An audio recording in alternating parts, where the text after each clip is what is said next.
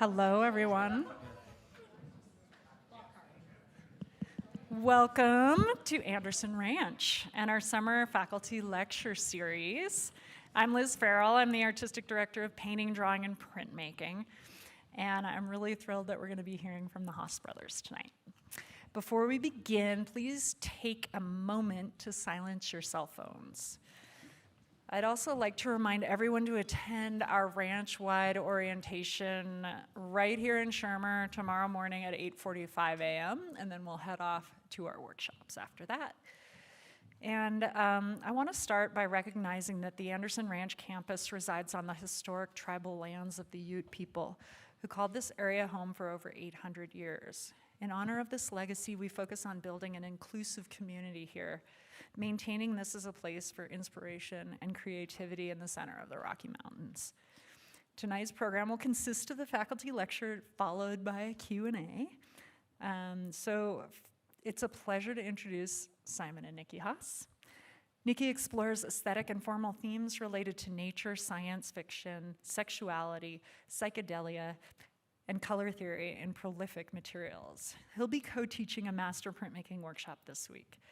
Simon studied painting at RISD and continues to paint and draw as part of his solo practice.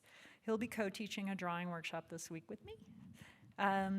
Since its founding in 2010, the Haas brothers have evolved from fabricators and collaborators to nimble cross-pollinators in creative disciplines, including fashion, film, music, art, and design. They apply their unique approach to a multitude of materials ranging from brass, bronze, beads, porcelain, and fur, to highly technical resins and polyurethane. Often functional in form, their work continues to challenge the slippery divide between art and design. So please join me in welcoming the Haas brothers. Thanks, Liz. Hi, we're so happy to be here. Anderson Ranch has been a great place for us for many years, and we love teaching also, so we're both really excited. And I don't know if we've taught side by side. No. So this is going to be really fun. Our practice is, I'm going to touch on myself quickly because that's part of this story, but really the two of us are like an inseparable art duo. And I have a side practice of doing drawings, which is really something I just learned at RISD that I couldn't stop doing, and it's a way for me to explore sort of a little more of a dark end of my internal world than what you would see with our work, which focuses on happiness. That's not to say that my work is only sadness, but it's just a little bit more challenging stuff that is very much personal. So I mostly draw in graphite. I also taught with Liz an iPad drawing course here, so I'm just showing you an iPad piece here. During the pandemic, I was feeling very pent up and started to go on Google Earth and try to find images of sexuality wherever I could. And it's very hard to find, so I spent hours and hours and hours finding them. And I tried to keep the artifacts of like the damaged up on the shoreline. You can see that it's split because I kept the artifacts of the stitching in Google Earth. This is a good example of my graphite drawing. This piece is 8 by 8 inches. They're very small. I recently had a show with Laura Reynolds, who's here, and I make maybe 4 drawings a year. I'm very slow, and I draw these on clayboard, which is a surface you can scratch.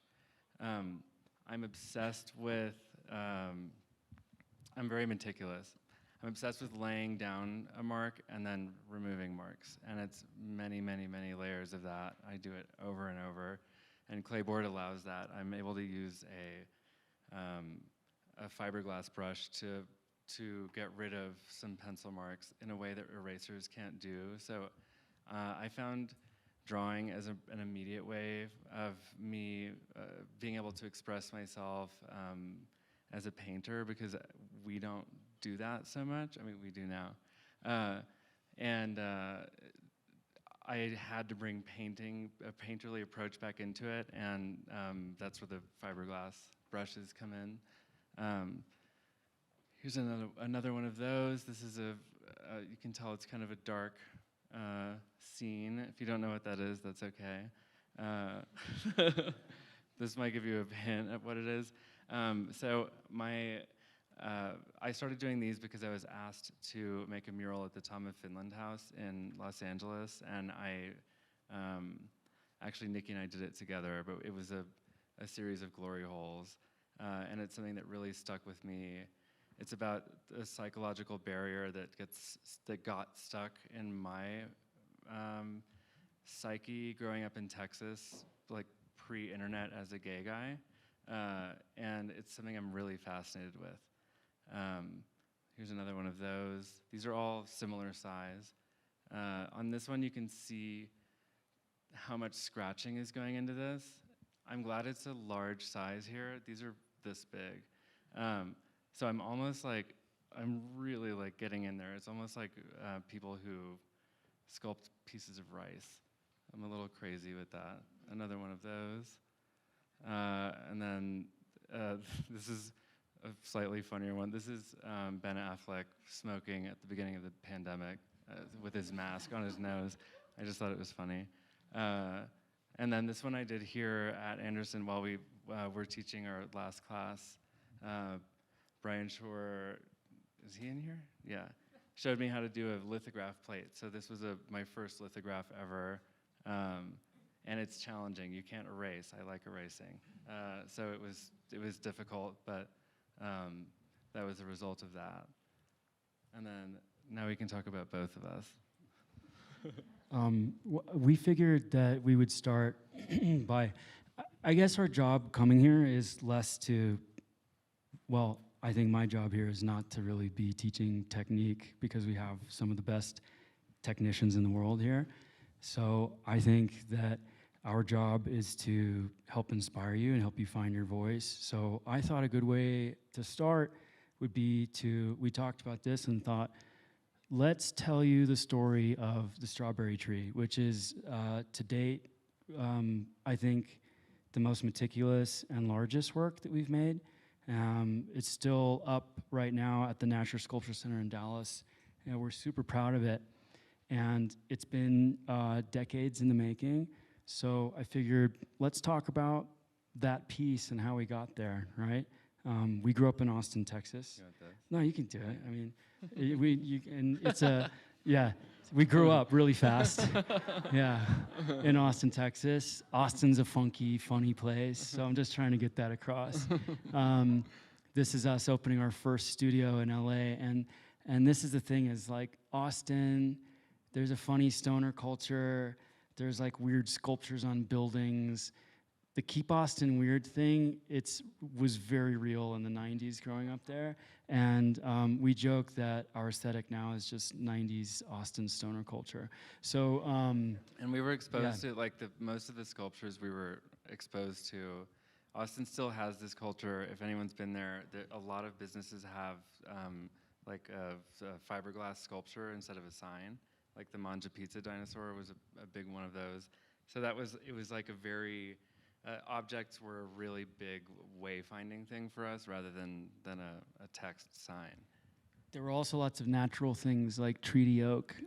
This is a tree that's in Austin that there was some legendary treaty signed between the native people of Austin and the settlers that came, I don't know, in the 1700s at some point. And there was some drama around it.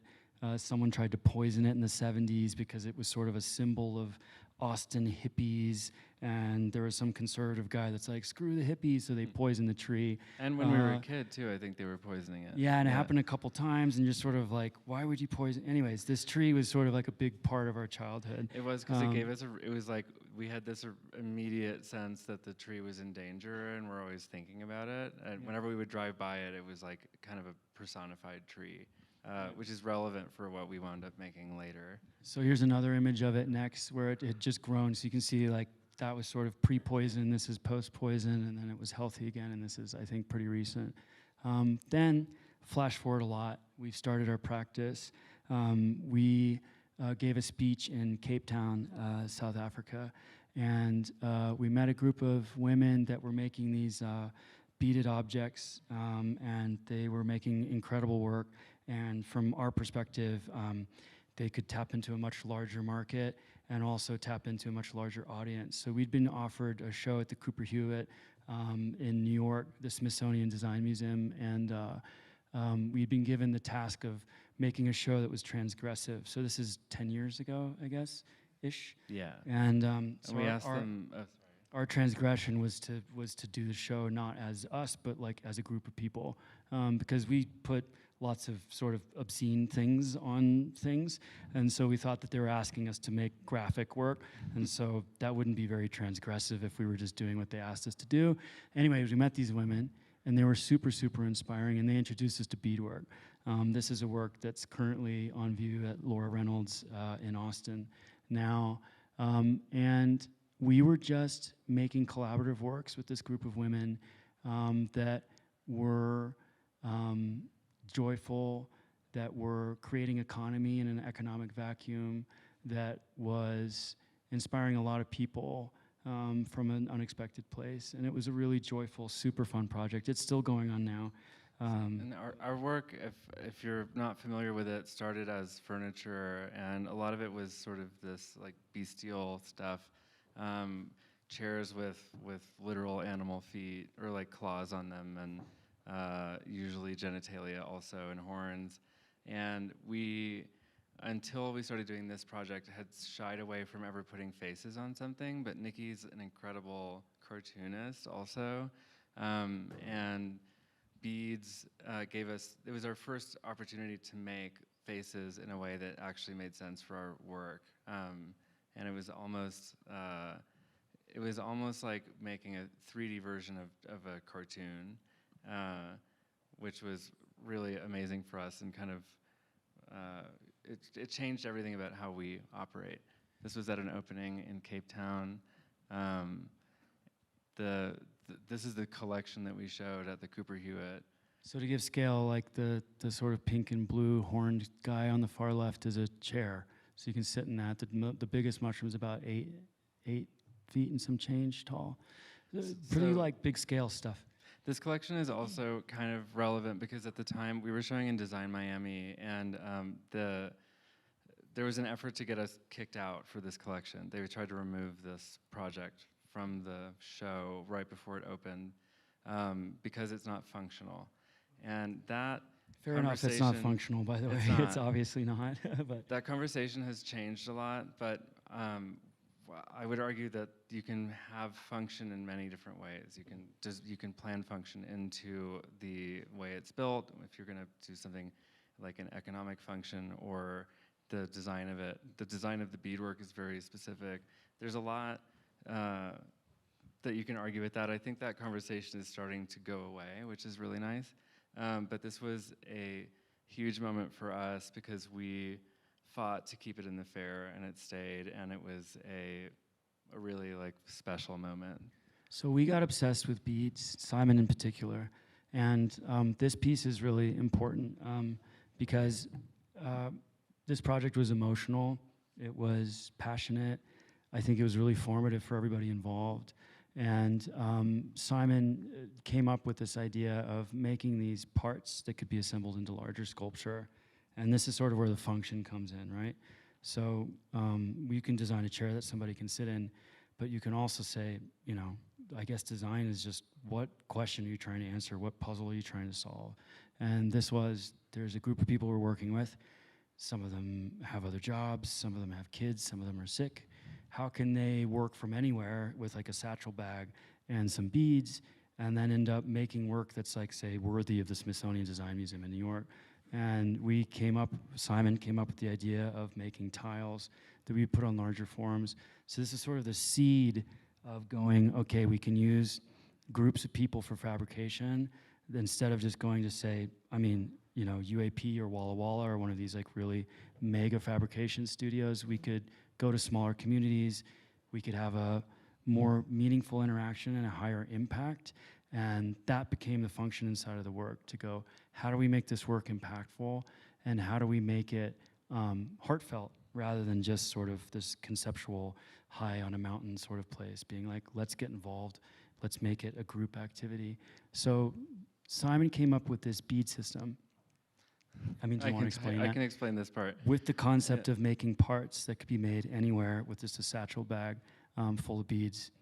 So we have since expanded this project into Central California also, and we're working with both places, but primarily this one goes to Central California. So we really wanted to make, as Nikki was saying, work that can be piecework and very portable, and you can work on your own time. And as sculptors who had grown up looking at treaty oak, like what better thing to make than plants and trees that's made out of a lot of pieces. And I spent a really long time trying to organize bead stitches into a system, and created an operating system that uses 2 different colors of beads. Each one tells you what to do, basically. There's a list of rules that I won't go into too much. A good example, though, is if you ask questions and then do something. So you pull on your string and ask what color the string's coming out of. If it's coming out of a black bead, you string on a white and a black bead. And if it's coming out of a white one, you string on a black one. So that is, that one creates the Fibonacci sequence. It's like a very ruffled surface. I can't show you where it is on there, but it's essentially computing. I'm a kind of an amateur programmer, and I'm obsessed with computers. So basically what you end up with is emergent shapes that imitate nature, so like leaves, vines, berries, and it's a really elegant way to do that. Within this 26-letter alphabet, you can create just about any shape, and it's a super elegant system. And they combine, yeah, the reason it's actually, this one's unfinished. It's an upside down triangle because it's just showing combinations of the primary stitches up at the top. But it really is a super rich shape building system. And this got us obsessed with emergence and creating a seed for something that can be built or replicated, or that doesn't really need you anymore. Like, I love that this, once you write it down, it doesn't need us in order to get made. And that's pretty exciting. So at the same time, Simon was in Murano, or in Venice, for the Biennale, and he met a woman who had inherited a bead factory in Murano. If you don't, it's very long talk, separate talk. Murano is sort of the seat of glass making, right? It's since been exported to other places, but this factory had been operating since the early 1800s. It shut down in 1982. And she wanted to sell all of the contents of the factory. She wanted to sell the factory too, but we didn't want the factory. We wanted the beads. And so this is her letting us in. There's Simon, there's dust, there's vines growing in, there's scorpions and rain and spiders everywhere. So we went in, and there's like wood boxes everywhere covered in dust, right? We start to open them. Here's some white beads. Okay, cool. And then we keep opening, and it's like, holy shit. The most beautiful beads from who knows when, pre-1982, all the way back to 1800. The colors are unbelievable. They're using, back then, all sorts of ingredients, say like cyanide or cobalt, things that are not uranium. The red is cyanide red. There's a famous pink in Venice that you can't make anymore because it was cyanide. So, but we have some of it, I think. Once it's in the beads, it's A-okay, no big deal. It's real bad while they're making it, so you can't get these beads any longer, which is pretty, awesome that we ended up with 10,000 kilos of these antique beads. So Simon's coming up with this bead system. We're buying 10,000 kilos of beads. We have no idea what we're going to do with. We were dealing with the mafia. We had to come with 4 of our employees so we could carry enough cash to pay them off. This is us with our friend Mason, who's like a incredible photographer who's just documenting all of it. We're eating at Cipriani at night, and then we're going to the factory and messing around with scorpions and beads by the day. It was like very fun. I feel like it's like a funny like microcosm of our life, which is very high and very low at the same time. But so the first time we actually got to use these beads was on a solo show we did with Marianne Boski in 2019. Is that right? Yeah. And it was all plants, and we had a central figure that was a beaded figure, and then a bunch of those beaded animals also. So it was this kind of ecosystem of beads, and it was the culmination of, I would say, 10 years of, well, how long has it been? I don't even know. At this point, I think it's been like 8. 6 years. Yeah. Yeah. 6 or 8. Of just like being obsessed with beads for God knows why. Like they came into our life and then never went away and took over my brain and changed everything that we do. But they are turned into such beautiful things and let us make these really intricate flowers and plants. These are the people we were working with in Lost Hills, which is the Central Valley of California, which Simon was talking about a second ago. It's a farming community. There's a lot of immigrants, and there's like a lot of lack of work for women in particular because they don't usually get hired onto the farms as often as the men do. So there's a vacuum, right? Like there's no work, and so a friend of ours brought us in, was like, hey, I have this farm. Why don't you bring your project that you're doing in South Africa and apply the same principles to Lost Hills? And we did, and it worked really, really well, and we still work with them as well. Simon working with them during the pandemic. So I would go up there and teach beadwork a lot, and we made all of our plants this way. It was really amazing. And there's a piece of this that's wonderful. When you fabricate something at a professional fabrication place, it's efficient and it's great. But we're really makers. We love making things. We always make things in our studio, and when it comes to outsourcing something, I think it was important for us to continue having an emotional connection and a real involvement in what was being made.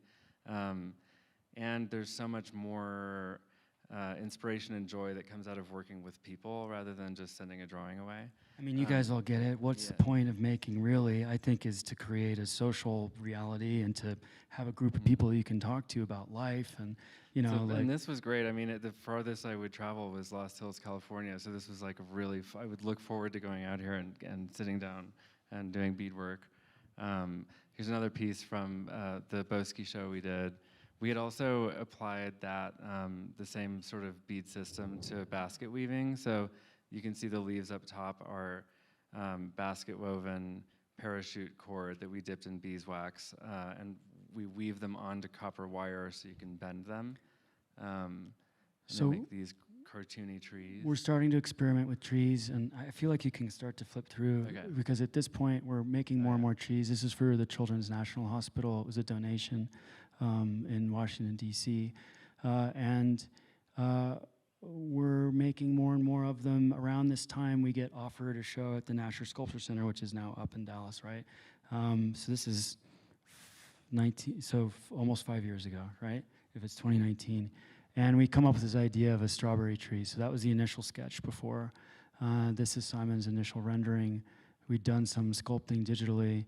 It's made some renderings of this tree, going like, we think we can make this. We've done all these different parts before. At this point, we hadn't blown any glass. We're like, let's make the parts glass. Like, why not? But this one's huge, by the way. This is 22 feet by 20 by 18, I think. 14 tall? I don't remember. No, it's 20. Oh, yeah, very tall. It's like, it's large. Big. So we start making the leaves. Simon comes up with the system. They start getting beaded. We send them to Lost Hills. This is with the Murano beads that we got from the factory. And then we get invited. This is us at Pilchuck. Okay. Yeah, we get invited to go to Pilchuck, which is one of the places that often gets compared to Anderson Ranch. It's the glass blowing version, right, of Anderson Ranch. And we learn all about glass, which is great. I think, this is just us at Pilchuck. We're coming up with ideas. We're blowing things.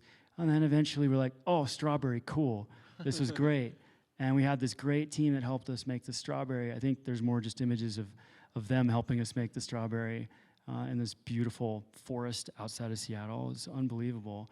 And so we start mixing the glass parts from Pilchuck with the beads from Murano that have been made in Lost Hills that were inspired from South Africa. And then we need bronze too, right? So I go to a bronze factory and we start casting the frame for the tree. This is the tree getting put together. And then this is it getting patinaed. This is it in our studio. We start putting all the parts together. So I skipped over in the very beginning. We grew up stone carvers, so we made a stone base for it. This is my son's best friend, Lou, to give you scale. For scale. She's like this tall. But this is us putting it together in our studio, and this is it finished in our studio before we deliver it to the museum. And this is it inside the Nasher. And so we finally had this finish, right, to this, I don't know, 15, 16, maybe say 40-year-old journey, right? If you say our whole lives were for this tree. No, I'm kidding, but it was just it's like, true, and we're used to spending a long time on projects, but but this one, if there's one project that, or one object that actually took that long, it was this one. Yeah. And it's just an amazing thing. We live our lives, the two of us, basically always just absorbing and trying to turn everything that we experience into an object. And this is a really great example of that. So what we wanted to paint the picture of is art making, the inspiration, at least for us, is heavily based in community. There are people in Portugal helping us make the stone. We have friends in China making the bronze. We're making glass in Seattle. We got the beads from Murano that were made in Lost Hills, that were inspired by the women in South Africa, and that we assembled all in Los Angeles. And so we have this international sort of network of people that we love and know well, and that are now like family. And it's all been around this one object, right? This big weird tree that ends up in a museum in Dallas, which is our home state, which is sort of this like full circle thing. And so this is our way of just going like, this is how we make work. Sure, there's a lot of technical stuff involved, but really the important part of it was everybody that we got to work with, everyone that we got to know, and the experiences along the way, and all of that's locked into this one object, which is pretty beautiful. So I think, I mean, I don't know if there's any more images really, but some details maybe. So you can see sort of, oh, this is the future. Get ready, everybody. Just quick snapshots. Don't hold it up too long.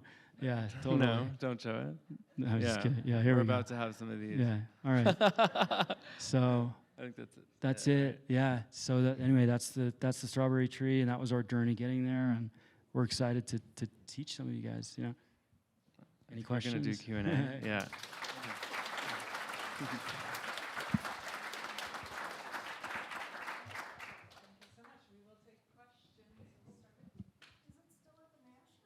Yeah.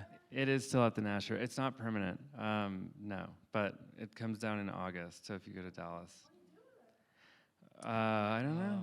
We'll find out. It's traveling. It's traveling a lot. Yeah. Yeah, but then who knows what happens to it at the end of that? Hopefully it winds up somewhere cool. Yeah. Yeah. So obviously collaboration is such an important part of your process, not only with each other, but also with these groups of people all around the world. So I was just wondering like how you came to that, or if that was something that was always important to you as artists? We're twin brothers. I Yeah. mean, we collaborated from the second we, did anything, really. It's natural, yeah. But I mean, one thing that I would say, Nikki kind of unlocked that for me. I went to school for painting, and I was very like solitary and didn't want to talk to people. And I think like he kind of showed me that it's really great to work with people and be in a big studio, and just all of the energy that goes into it and all the people that touch it. I feel like the energy gets kind of locked into the object, and it's beautiful. It makes the object more important to us. So, yeah, it quickly became something that we love doing, and we're always seeking that out. We also came from a construction background, and like when you're on a job site building a house, there's a million parts always coming together. So I think like our approach is way more as if we're working on like some sort of architectural project or fabrication where there's like many people involved, and it's just more fun. It's a lot of fun. I only want to have fun, and it's like great. More people around, more fun it's going to be. And I feel like also if it's just the two of us and no one is interjecting or anything, it can get not boring, but like you don't ever want to get too comfortable in your own head and just think that everything you do is great. Like I think it's so nice to have the outside opinions and someone else interpreting something that you might have drawn in a way that surprises you, that becomes a big piece of something later. It's really cool. Coming off that, actually, and about the question, Cricket's question about working together, can you talk a little bit about your iterative practice? I mean, we saw the drawing of this and we see the finished work, and it seems like it goes from idea to success. But is there a process? Can you talk more about how you get through that? It's a long process. With a tree, usually we'll decide what kind of tree loosely. This one's a strawberry tree. It makes no sense, but like we like to have, we like throwing in something absurd, and the process of it is, for this one we designed the leaf first. That's many tries of writing down the formula that I think it's going to be, testing it and seeing if it worked or not. Then we settle on the leaf, try to assemble it into like a bundle so that we know what we're working with, and then Nikki will draw. Frequently, he's actually drawing this at the same time. We're both working in tandem. Placing the leaf on a frame to see how it looks, putting it inside the space, which Simon's doing digitally. Then we're moving back into like the physical by making it in wax or starting to make it in bronze or parts of it. It's like so enmeshed. It's almost like describing I don't even know. Like how did you have a great conversation with your friend at that party? It's like, I don't know, like they were talking about, going to Italy, and then we were talking about a film that Pasolini made, and then all of a sudden we were talking about music that was in the film that was amazing. It's just like, it's very like flows like water for us. It does, and we're also constantly going back and forth and like suggesting something else, and then we'll go in a different direction. I think like probably in a very frustrating way for galleries and other people that we have to that have to work with us, because we will like change things right up until the end, and it's the whole thing. Honestly, the making of it is the joy for us. I frequently get depressed at a show or after the show because we're not making it anymore, and it's hard to describe the exact process, but the making is like really the thing. Yeah. Yeah. I have a question about like the relationship between absurdity and like the rational, and like how you mold your own visuality. It's like in every piece you make kind of departs what we understand from reality. Like how do you deal with other people and looking at them? Yeah, the absurdity for us, I think like because we were kids, all the like the stereotypical twin stuff we had, the secret language, we could look at each other and know what the other was thinking. We had a very escapist fantasy lifestyle forever and still do. Like if we want to feel safe and excited and like happy, we can always just tuck right into this world that exists inside of the two of our heads. I think a lot of our art making is about bringing that fantasy to fruition in front of everybody. So the absurdity, like the strawberry tree, for instance, we all know strawberries don't grow on trees, right? But we do it because we go, all right, we're trying to make this thing as real as it could possibly be, but still be like, it's obviously completely absurd and it's not real. And I think the point of that is to create space and safety, and also allow the audience member to disengage with what they think might be normal and just move past it and into some other space where they can be themselves, if that makes sense. It's also I think for us, like if you give too much information in an object, it doesn't allow the viewer to project onto it and develop a relationship with it. You're telling them exactly what it is. So for us, throwing in something else opens the door to that. And I love reading about linguistics, and I was reading something about metaphors and why they're actually interesting. And it's cool when if you say she's a lightning bolt, that immediately puts something in your head, but it's not a word that like really existed before. And so by saying that, you've popped something into someone else's head that you have no control over. and that's exciting. What we'd love to do is put that into our sculptures, and it's what we did when we were making furniture too. Like we made a bench that has its back legs kicked up off the floor and has a big butt. Like there's no reason for that, but you have to.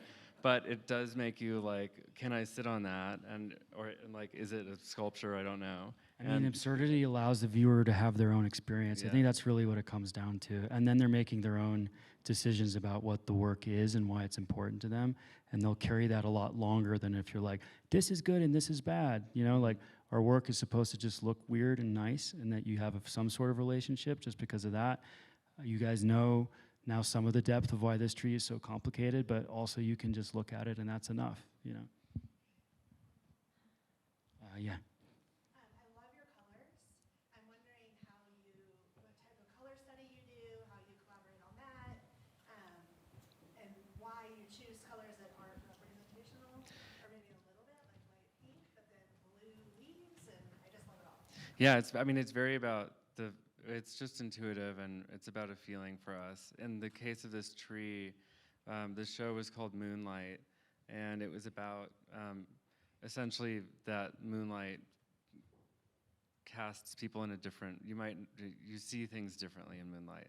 And we grew up around moon towers in Texas. It's a type of street light that we have in Austin. And we chose blue because it's sort of moonlighty. And again, it takes you a step away, it's removed us a step from the reality of what a tree would look like. Also, I mean, I was a painter. Our mom was like, redid our house. Every time someone would come over, we painted the entire house anytime we had a dinner party. And I'm not exaggerating. Nikki and I were like painting walls a lot as kids. So we're very accustomed to just like the feeling that a color can give you. I would say that's where that comes from. Yeah, no, totally. Yeah, for sure. Yeah. Were there any moments at the beginning of your career that felt pivotal to allow you to really try something crazier or have even just the fiscal ability to try something crazy? Like, what were those launch pads? I feel like everything is pivotal, like all the time. You know what I'm saying? But career-wise,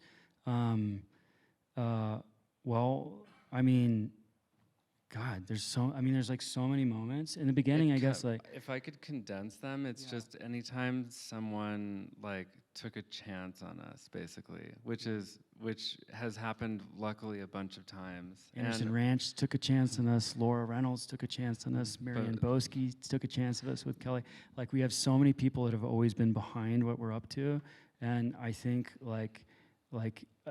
it's just being given permission to do something, as weird as that sounds, gives you so much freedom to then become super expressive. And a lot of people are never given permission or discourse with somebody that's looking at their work. And I think like the most pivotal moments for us, without going like, oh, we met so-and-so and they gave us this show, or we met so-and-so and they gave us this show, was just like people telling us, be yourselves, do your thing. And then on the other side of that, having success, because if you have success with it and people are listening, and then you're like, oh, I'm having a conversation now, really is just people allowing us to be ourselves. I think that was really, and starting with each other. yeah, right? So one great moment actually that was probably the first one was we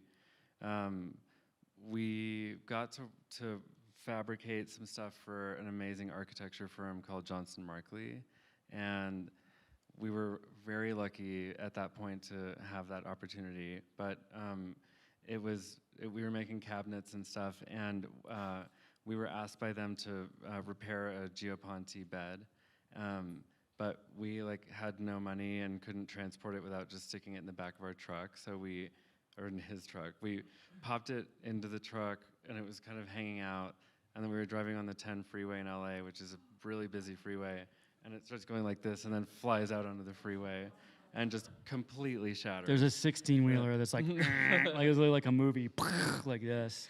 And then we pull over to the side of the highway, and I'm like tearing my hair out. we're And trying to pick up the pieces. And anyway, So we called the architecture firm. It's Sharon and Mark are the principals, right? They started it, and Sharon calls. She gets on the phone and she's lividly upset. Obviously, it makes a lot of sense. It's a priceless Geoponti bed, and we're broke. There's no way we can pay for it. She knows it. And then we come into the office. She chews us out, and rightfully so. And then Mark, her husband and partner in the firm, comes in. He's like, "Hey guys," he's all like super smiley and happy. We're like, "Whoa, what is this about?" And he's like, "Where I come from, the word for disaster also means opportunity." And he said, "You're gonna make 3 pieces for us. You haven't designed anything yet. It's time to start designing your own work. Make us 3 furniture pieces, and we'll call it even." And so we did. We made like a coffee table, a desk, and this like installation of these rocks. And that was a moment where someone was, we'd worked really hard for them, and they were pissed, and rightfully so. And then they kind of were like, "Okay, you screwed up. Let's move on." And those are the first design works we ever made. That was a good moment, yeah. No, well, they're still in the house. We gave it to them, right? So it's like, it's still in this, that same house. The house was weird too. It was like designed, it was like a weird Tudor house. It was like redesigned by Frank Lloyd Wright, and then John Lautner had worked on it, and then Johnston Markley. So it was sort of this like Frankenstein of super important architects. It was a weird house. And then we got to make furniture for it, and it was cool. It's still there. It's still like the same house since then. Although who knows, in the future is going to redo it, but. Yeah. Just maybe talking a little bit about working as a duo. I know that you're both so into sort of being whimsical and fantasy and absurdity and a lot of those things. And it's been interesting watching you both work together and separately over the years. And I'm sure people often say like, "Oh, like Simon's the quiet one," or "Nikki's this one or that one," but I'm curious if you two could speak a little bit about how, as 2 separate artists who work together, how you fill in the gaps for each other, and kind of where you kind of let the other person step in at different times. That's great. I mean, it's such a gift, honestly. I am. Nikki fills in the gaps for me in a huge way. I'm like way too tedious with my work, and I just get lost in it, and I love making samples that never turn into anything, and I like to organize things and make charts and I also remember that in painting school I was so fixated on making a realistic rendering of a person that I could never loosen up enough to actually make something that I liked at the end of it. And Nikki has forced me to step out of that. And it's a difficult thing if that's how you naturally are. It's very hard to step out of yourself and loosen up a little bit. And that was like the biggest gift Nikki gave me artistically. I think our biggest job is to support each other emotionally. And I think for me, like Simon is very skilled in a lot of things. And then I often am sort of like, whoa, I don't think I belong here. I've had lots of those moments. I don't feel that way anymore, but I did for a long time. And then Simon always sort of gave me this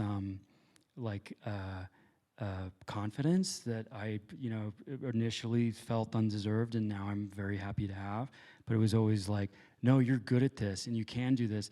And I know it's just some like dopey cartoon with a schlong on it, but maybe it is important, and humor is worth it. And actually, humor is, a big, version of intelligence. And so I think emotional support for each other is really, I know that's not necessarily answering the question, but that's, if we're here supporting each other emotionally and working through it together, we'll just kind of make work as a byproduct, so. Well, thank you. Yeah, thanks you guys. Yeah. Oh, We can answer, if you guys want to ask us questions, we can definitely talk to you after. Yeah. Thanks. Thank you for coming, everyone.